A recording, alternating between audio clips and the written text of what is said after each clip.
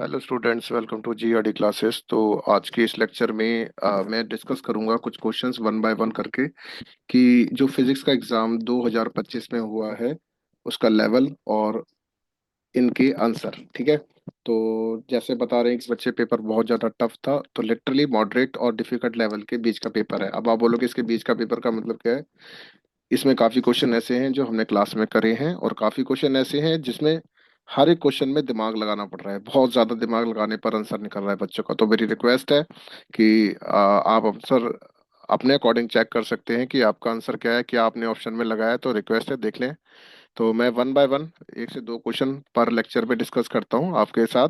तो question number one है कि अ charge Q is fixed at its position. Late us suppose ये एक चार्ज क्यू है जो अपनी पोजीशन पर फिक्स्ड है। Another charge Q is brought near the charge Q. तो मान लिया जाए कि एक ये स्मॉल चार्ज क्यू है जो इस वाले चार्ज के पास लाया जा रहा है ना।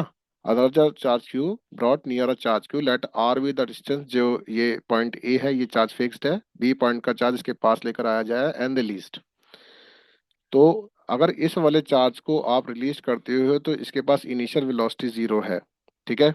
अगर इसके पास इनिशियल वेलोसिटी जीरो है तो इसके पास जब इस वाले चार्ज के पास लाया जाएगा तो इसके ऊपर ये एक रिपल्सिव फोर्स लगाएगा। कौन सा चार्ज? Fix charge. तो सबसे पहले कूलम्स के अकॉर्डिंग एफ जो होगा वो k q q by r square हो जाएगा, है ना।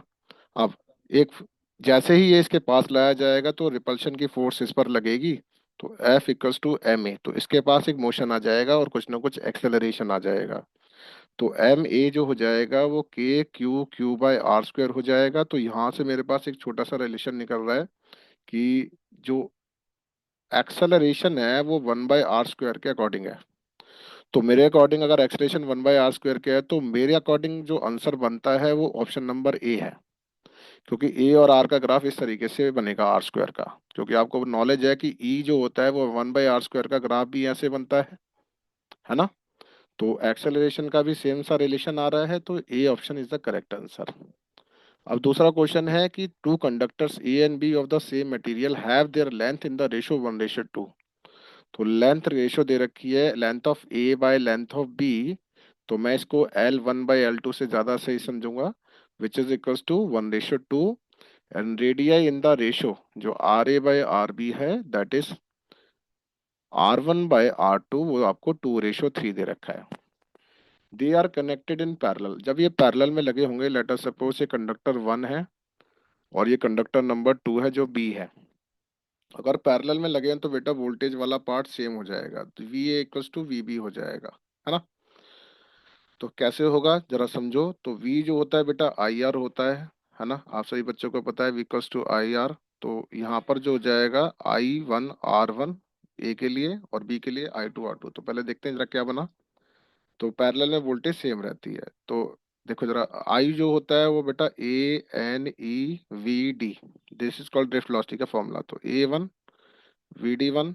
अच्छा, अब आर वन जो होगा उसको क्या ले सकते हो, rho L by A, L one bye A one. तो यहाँ से ए वन कट गया इससे।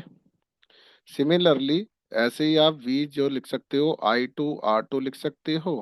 तो यहाँ पर भी बन जाएगा n E V d two rho l two, है ना। तो अगर वोल्टेज सेम है तो I one I two R two के बराबर हो गया, that is n E V D one rho l one, which is equals to n e drift velocity two rho l two, है ना। तो v D one by v d two जो बना that is l two by L one बना, है ना। तो L two by L one, तो हमारे पास L one by L two कितना है, that is one by two. तो यहाँ पर अगर मैं L two by L one करता हूँ तो ये टू बाय वन बन जाएगा। तो which is equals to two बन जाएगा। तो ऑप्शन ए करेक्ट लग रहा है।